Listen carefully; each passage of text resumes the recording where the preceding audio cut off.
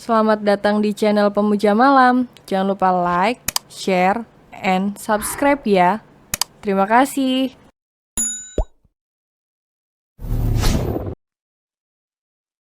Chapter 12, Jangan Sakiti Saya.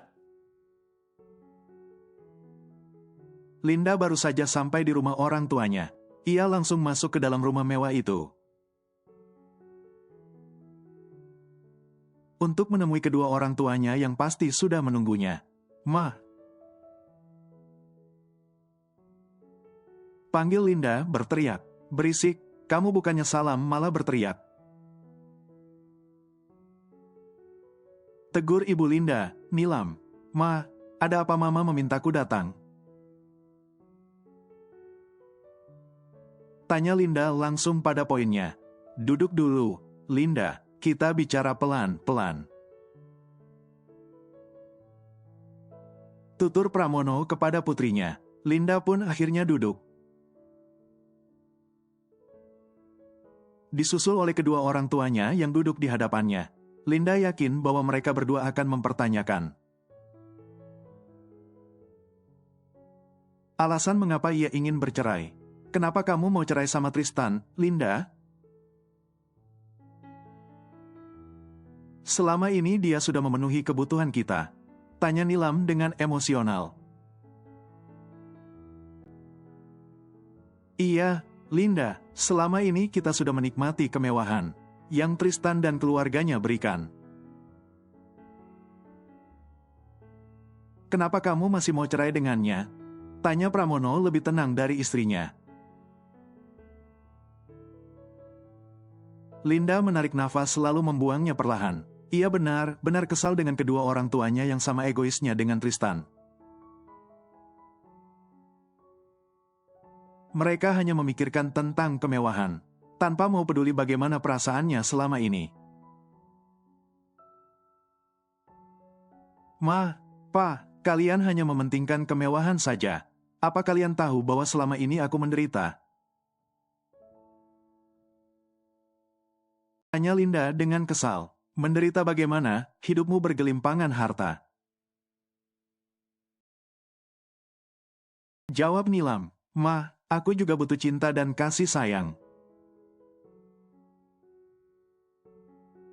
Aku butuh diperhatikan, tapi apa?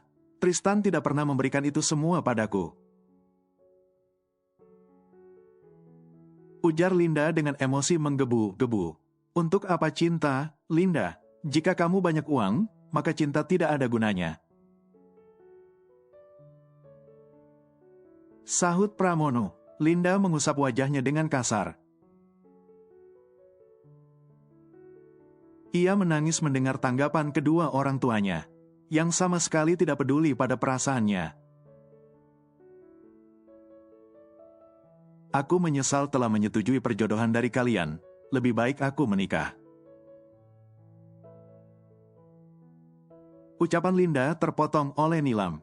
"Menikah dengan Fed, mantan kekasihmu itu, iya?" Potong Nilam. "Ya, dia sangat baik dan mencintaiku. Dia juga mapan, dia bisa memberikan kemewahan yang sama dengan Tristan." Jawab Linda dengan yakin. "Dia tidak sesukses Tristan, Linda," tegur Pramono mengingatkan. "Tapi setidaknya dia memiliki hati, tidak seperti Tristan," balas Linda dengan cepat. "Aku akan tetap bercerai dari Tristan dan kembali pada Fed," tambah Linda penuh penekanan. "Linda, kau selingkuh?" tanya Nilam tiba-tiba. Ia baru sadar sejak tadi putrinya itu tidak henti membawa-bawa nama mantan kekasihnya dulu. "Aku bukan Tristan yang gemar bermain-main, Ma. Aku dan Fed hanya berteman saja." Jawab Linda. "Bohong, kamu cari mati ya? Jika Tristan sampai tahu kamu selingkuh, maka bukan hanya kamu yang hancur, tapi kita juga."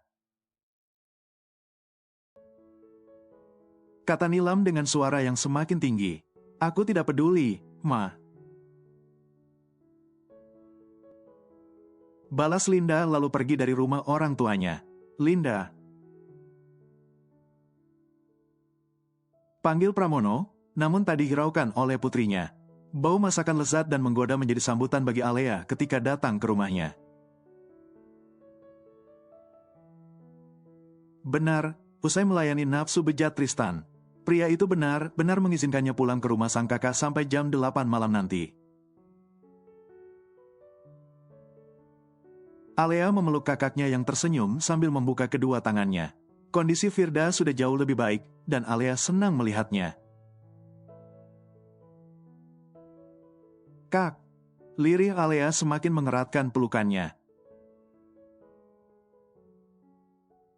Bagaimana pekerjaan kamu? Lancar kan? Tanya Firda lalu melepaskan pelukannya. Alea berusaha untuk tersenyum.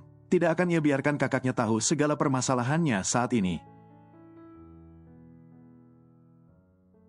Apalagi jika tahu tentang pekerjaannya sebagai simpanan Tristan. Lancar, Kak, tapi ya gitu, aku capek. Jawab Alea seraya mengusap tengkuknya. Kepala Alea yang sedikit mendongak. Membuat sesuatu tercetak di lehernya dapat dilihat oleh Firda. Lea, leher kamu kenapa merah gini? Tanya Firda memegang merah-merah di leher adiknya. Tubuh Alea menegang, ia refleks menjauhkan tangan sang kakak dari lehernya. Bagaimana bisa Alea lupa jika Tristan tadi meninggalkan tanda di lehernya? Wajah Alea yang pucat dan berkeringat membuat Firda semakin bingung. Lea, itu kenapa? Tanya Firda mengulang pertanyaannya. Ini, aku alergi, Kak. Ada salah satu makanan di restoran yang tidak cocok sampai membuatku gatal. Jawab Alea berbohong. Firda mengangkat sebelah alisnya. Ia bingung dengan penjelasan dari adiknya barusan. Firda menghela nafas, ia mengangguk sebagai pemutus pertanyaannya. Ya udah, jangan lupa minum obat ya. Kamu kan kerja, takutnya itu mengganggu penampilan kamu nantinya. Tutur Firda dengan lembut. Alea menghela nafas lega. Ia mengangguk kecil sebagai balasan atas ucapan kakaknya barusan. Kakak masak, Mbak Ina mana? Tanya Alea mengalihkan pembicaraan. Mbak Ina udah aku kasih uang, dan dia nggak kerja lagi untuk jaga aku. Jawab Firda dengan senyuman. Loh, kenapa? Aku mempekerjakan dia untuk bantu kakak. Ujar Alea bingung dan sedikit terkejut. Aku nggak mau ngerepotin kamu terus, Lea. Lebih baik uangnya ditabung, lagi pula aku sudah jauh lebih baik. Jelas Firda dengan penuh pengertian. Alea menggeleng. Harusnya kakak nggak usah mikirin itu, kakak ini masih dalam perawatan jalan. Timpal Alea pelan. Sudahlah, aku baik-baik saja. Dan aku juga akan mulai bekerja jika nanti sudah benar-benar pulih. Ucap Firda lalu menarik tangan adiknya ke meja makan. Kakak masak makanan kesukaan kamu, telur balado. Ujar Firda dengan sumringah. Alea tersenyum, ia meraih tangan kakaknya lalu menggenggamnya erat. Aku masih bisa nabung kok walaupun memperkerjakan seseorang untuk bantu kakak. Kata Alea, wanita itu tidak tega jika meninggalkan kakaknya. Yang masih dalam masa pemulihan seorang diri. Sudahlah, Lea, masalah ini sudah kita bicarakan tadi, sekarang ayo makan. Kamu baru pulang kerja, pasti lapar kan? tutur Firda seraya mengambilkan makanan untuk adiknya. Alea tidak bisa bicara lagi, ia hanya bisa diam setelah menghela nafas pelan. Kakaknya keras kepala, sama seperti mendiang ayahnya. Kak! Panggil Alea, Sahut Firda seraya menarik kursi dan duduk di depan Alea. Suka kangen mama sama papa nggak sih? Tanya Alea tiba-tiba. Firda yang baru saja ingin melahap makanan langsung terhenti. Ia menatap adiknya yang terlihat sedih. Sabar ya, kasihan mereka jika melihat kita sedih di sini. Bisik Firda berusaha untuk tegar. Kalau ada mama sama papa, pasti hidup kita jauh lebih baik lagi kan, Kak? Lirih Alea menundukkan kepalanya. Alea sudah tidak punya siapapun lagi selain Firda. Karena itulah Alea tidak akan membuat kakaknya celaka. Alea siap melakukan apapun demi keamanan kakaknya. Lea, aku sudah lelah memasak ini semua. Kau tega tidak memakannya? Tanya Firda sedih. Alea tersenyum senang, ia menganggukkan kepalanya. Lalu segera melahap makanan yang sudah disiapkan oleh sang kakak. Selalu enak, puji Alea di suapan pertama. Kamu ini selalu bisa buat aku bahagia. Balas Firda gelang-gelang kepala. Kakak dan adik itu makan dengan tenang, dan melupakan sejenak masalah yang dihadapi. Alea akan memanfaatkan waktu yang ada ini untuk mengobrol banyak hal, karena ia harus pulang nanti malam. Dan tidak tahu kapan bisa bertemu seperti ini lagi. Sementara itu di tempat lain. Terlihat seorang pria sedang dalam perjalanan menuju rumah orang tuanya. Tidak tahu ada masalah apa, tapi sang mama memintanya untuk datang. Pak, apa kita perlu mampir ke toko bunga seperti biasa? Tanya Mondi pada atasannya. Ya, tentu saja, aku tidak boleh melupakan hal itu, jawab Tristan. Mobil yang Mondi kendarai pun berhenti di salah satu toko bunga langganan Tristan. Setiap kali ingin menemui mamanya Tristan begitu menyukai bunga. Dan Tristan lebih wajib membawa bunga daripada makanan. Belikan bunga seperti biasa ya. Ucap Tristan pada Mondi. Mondi mengangguk paham. Ia sampai hafal berapa jumlah tangkai yang harus ia beli. Saking terlalu seringnya membeli buka tiap kali ke rumah besar Kusuma. Setelah selesai membeli bunga, mereka pun kembali melanjutkan perjalanan mereka. Toko bunga yang tidak terlalu jauh dari rumah besar Kusuma membuat mereka cepat sampai. Tuan muda Tristan, selamat datang. Sapa penjaga rumah Kusuma. Tristan tidak membalas, hanya Mondi yang membalas dengan anggukan kecil. Tristan. Panggilan itu langsung diterima Tristan ketika dirinya baru saja sampai di rumah.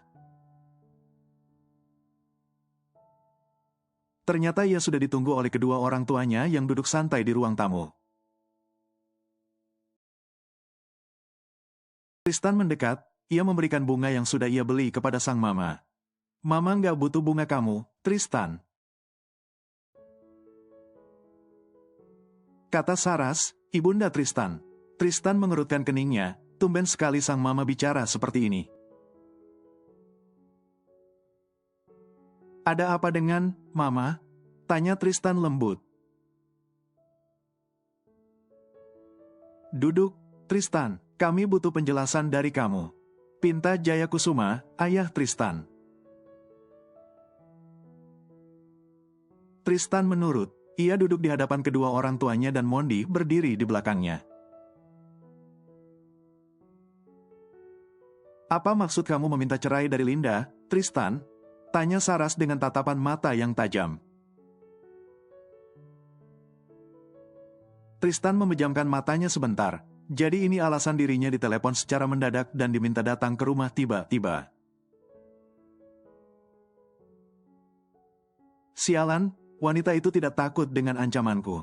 Batin Tristan mengepalkan tangannya. Tristan hanya diam, ia berusaha untuk tetap tenang. Meskipun hatinya benar-benar panas dan siap meledak jika ada Linda di sana. Rupanya Linda tidak takut dengan ancaman darinya. Linda benar-benar sudah menantangnya.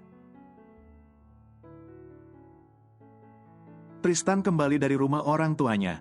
Ia pulang ke rumah yang ia tempati bersama perempuan yang tidak lain adalah istrinya.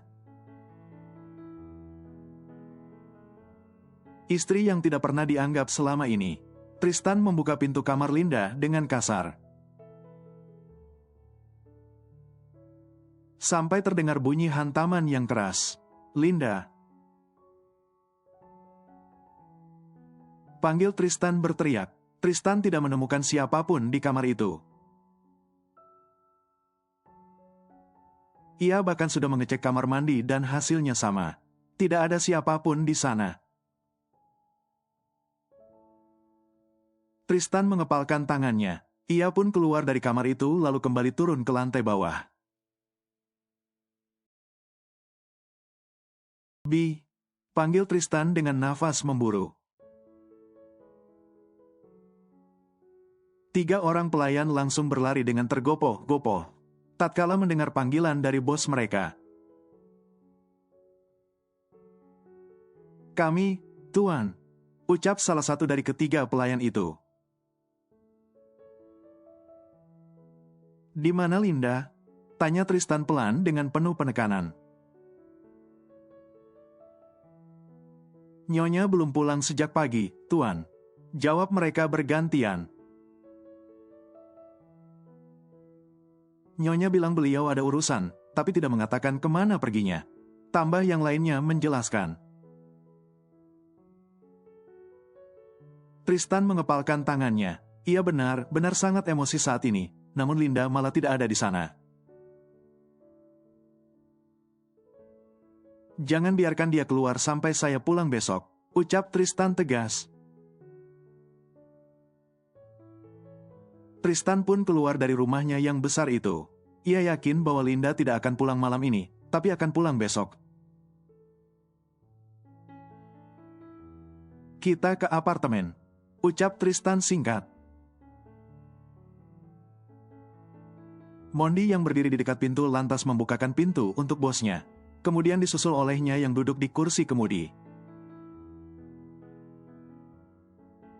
Mondi melirik Tristan melalui kaca di tengah mobil. Ia benar-benar melihat kilatan amarah di mata Tristan. Dan tentu saja itu karena Linda. Hari ini Mondi tahu apa yang dilakukan istri bosnya itu di kantor.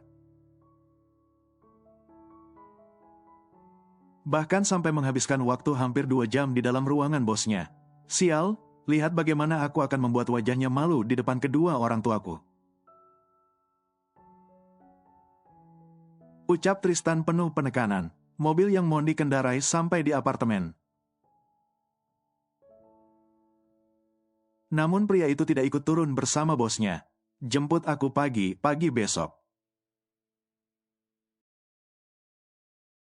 Ucap Tristan singkat, lalu pergi keluar dari mobil.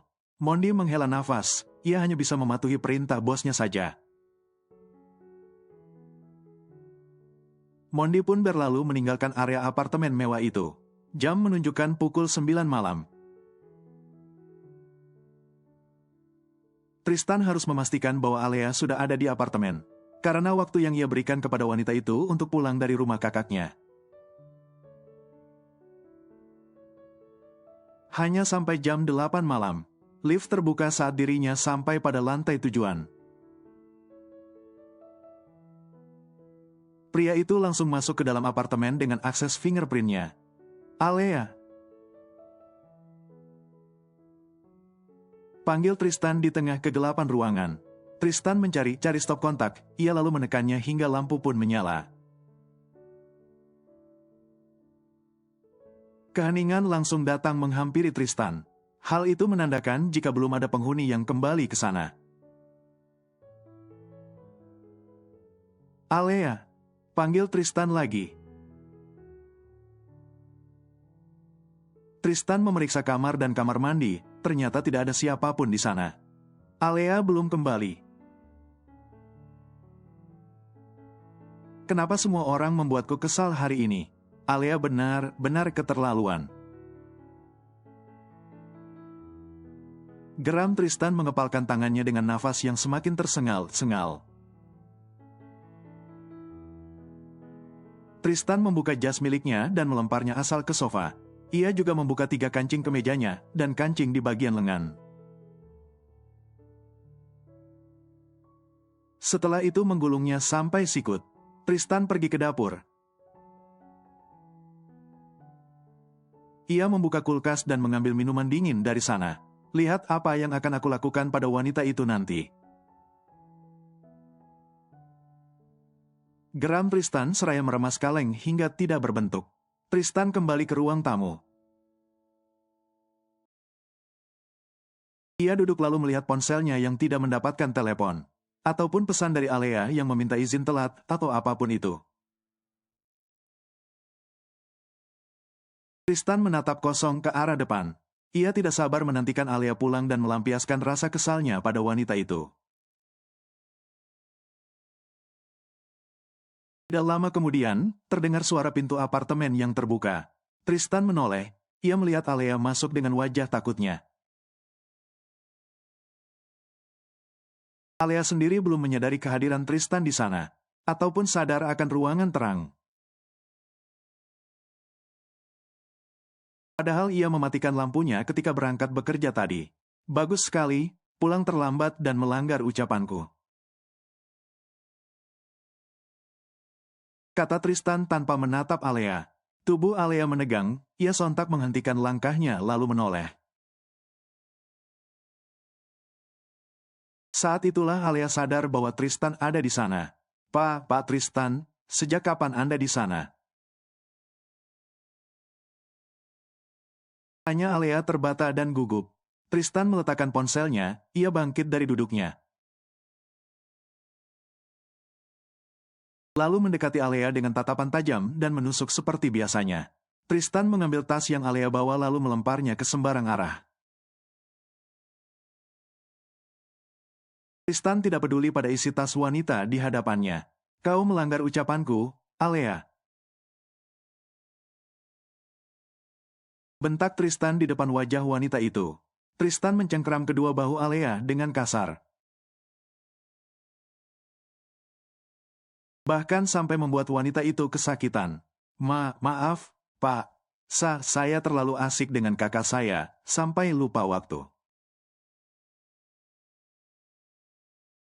Ucap Alea dengan bibir gemetar dan mata terpejam. Tristan semakin mencengkeram kedua sisi bahu Alea. Tahu diri kau, Azalea. Kau hidup di bawah kendaliku, maka patuhi kata-kataku. Tekan Tristan mengingatkan. Cengkeraman Tristan beralih ke wajah cantik Alea. Ia mencengkeram wajah itu sampai Alea meringis kesakitan. Shes, sakit, Pak. Cicit Alea pelan. Sakit, lalu bagaimana denganku, ha? Mamaku bicara kasar tadi, dan itu karena dirimu, sialan. Umpat Tristan semakin mencengkeram wajah Alea. Sementara Alea, ia tidak paham dengan kata-kata Tristan barusan. Kau tidak tahu diri, tidak tahu terima kasih dan selalu menyusahkan. Kau benar-benar membuatku kesulitan dalam segala hal. Teriak Tristan kemudian mendorong tubuh Alea dengan kasar. Tubuh Alea terhempas ke belakang karena dorongan Tristan. Bahkan tanpa sadar Tristan mendorong Alea ke arah vas besar sampai pecah. Dengan tubuh Alea di atasnya. Ah! Ringis Alea kesakitan ketika merasakan pecahan vas itu menusuk beberapa titik tubuhnya. Mendengar suara itu membuat Tristan tersadar, lalu menatap Alea yang tergeletak di atas pecahan vas. Alea, panggil Tristan terkejut. Tristan mendekati Alea. Ia membalik badan wanita itu dan ternyata kening. Tangan dan lutut wanita itu berdarah. Sakit, Pak. Lirih Alea dengan tatapan lemah ke arah Tristan. Alea lalu tidak sadarkan diri dalam pelukan. Tristan semakin panik. Apalagi wajah wanita itu yang sudah merah penuh darah. Alea, buka matamu. Pinta Tristan menepuk-nepuk pipi Alea. Tristan benar-benar takut dan khawatir. Ia menggendong Alea dan membawanya ke kamar. Alea, aku mohon bangunlah. Alea, maafkan aku. Ucap Tristan dengan panik. Tristan keluar dari kamar untuk mengambil ponselnya. Ia menghubungi dokter untuk datang ke apartemen dan memeriksa serta mengobati Alea. Tristan berteriak keras. Ia benar-benar tidak sadar jika wanita yang sejak tadi ada di hadapannya adalah Alea. Ia yang terbawa emosi pada Linda. Melihat Alea adalah Linda sehingga ia tidak segan menyiksa wanita itu. Arek, sialan. Teriak Tristan mengumpat. Alea mendapat perawatan dari dokter yang Tristan panggil ke apartemen. Wanita itu masih belum sadarkan diri sampai sekarang. Dan itu membuat sosok pria yang sejak tadi menggenggam tangan Alea menjadi cemas. Tristan, pria itu benar-benar menyesal. Telah melampiaskan amarahnya kepada Alea. Ia benar-benar tidak sadar jika wanita yang sejak tadi ia bentak-bentak adalah Alea dan bukan Linda. Tristan menatap dokter yang sudah membenahi peralatan dokternya dengan penuh tanya dan harapan. Namun semua itu tentu saja tertutupi oleh tatapan dinginnya. Dokter, bagaimana keadaannya? Tidak ada yang serius, kan? Tanya Tristan khawatir. Tidak, Tuan, dia hanya perlu istirahat. Dan mohon luka jangan terkena air dulu ya. Jelas dokter yang sudah bekerja 6 tahun untuk keluarga Tristan. Tristan menghela nafas, ia pun menganggukkan kepalanya. Baik, terima kasih dok. Ucap Tristan yang seketika membuat dokter itu tercengang. Dokter Vian, dokter yang usianya mungkin sama dengan papanya Tristan. Sedikit terkejut ketika mendengar ucapan terima kasih dari orang yang selama ini sangat berat mengatakannya. Seorang Tristan Sagara Kusuma berterima kasih kepadanya setelah 6 tahun mengabdi kepada keluarga Kusuma. Dan itu benar-benar suatu keajaiban menurutnya. Baik, Pak, saya permisi ya. Dokter itu pun segera keluar dari kamar dan dari apartemen. Sudah biasa baginya jika tidak diantar keluar dari rumah. Pria kaya dan dingin itu memang jarang sekali menunjukkan kepedulian satu sama lain. Kembali ke Tristan, pria itu masih enggan melepaskan genggaman tangannya di tangan Alea. Ia menatap luka di tubuh wanita itu yang sudah diobati dan diperban dengan nanar. Maafkan aku, Alea. Aku benar-benar tidak sadar melakukannya. Bisik Tristan lalu mencium punggung tangan wanita itu. Tristan bangkit, ia perlahan ikut merebahkan diri di sebelah Alea, tanpa melepaskan genggaman tangannya sama sekali. Tidak lupa sebelah tangannya ia gunakan untuk menarik selimut. Selamat malam. Ucap Tristan lalu memejamkan matanya. Keesokan harinya, Alea menggeliatkan tubuhnya ketika merasakan rasa perih di beberapa titik tubuhnya. Selain itu, ia juga merasa ada terpaan nafas di kepalanya. Perlahan mata bulat Alea terbuka, ia meringis pelan lalu menoleh. Tatapan Alea langsung berubah menjadi tatapan terkejut bercampur rasa takut. Hicks, jangan sakiti saya. Ucap Alea ketakutan. Tangisan Alea seketika membuat Tristan terbangun. Ia membuka mata dan hal yang paling kali ia lihat adalah wajah Alea yang ketakutan sambil menangis. Hicks, jangan sakiti saya, Pak. Saya minta maaf, kata Alea lagi dengan mata terpejam. Tristan bangkit, ia memegang kening Alea yang ternyata demam. Alea, aku minta maaf. Aku tidak akan menyakitimu lagi. Ucap Tristan dengan lembut. Alea menggeleng, ia membuka mata dan berusaha untuk bangkit. Namun seluruh tubuhnya terasa begitu lemah. Alea, kau sedang sakit. Kemarilah, aku tidak akan menyakitimu. Pinta Tristan dengan suara yang lebih lembut. Alea tetap mundur, ia menurunkan kakinya ke lantai. Dan tetap memaksa untuk berdiri meskipun kakinya sakit. Alea. Tristan buru-buru mendekat dan menangkap tubuh Alea yang nyaris jatuh.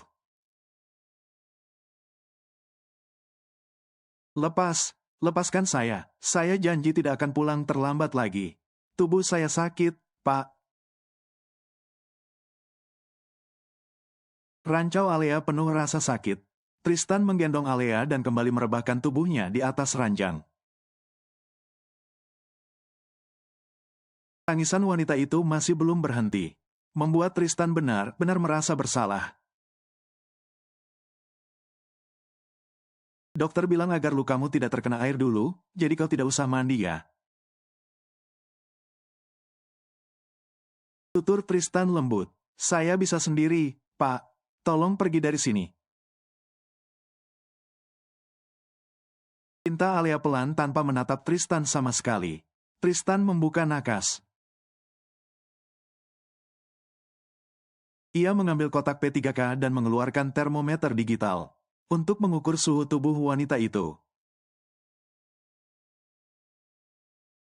Demamnya tidak terlalu tinggi. Aku akan buatkan sarapan untukmu. Sebentar ya. Tutur Tristan lalu tanpa sadar menghadiahi kening Alea dengan kecupan singkat. Alea tetap ketakutan. Ia tidak berani menatap Tristan karena takut akan wajah pria itu semalam. Dan perlakuan kasar Tristan yang melemparnya dengan mudah. Hicks, kakak. Lirih Alea dengan pilu. Sementara itu di tempat lain. Linda baru saja pulang ke rumahnya setelah menginap semalam di hotel. Ia pergi karena ingin menenangkan pikirannya. Linda tidak pergi sendiri, tentu saja. Dia mengajak Fed meskipun mereka tidak tidur dalam kamar yang sama. Tapi setidaknya Linda bisa mengobrol sambil makan malam dengan pria itu.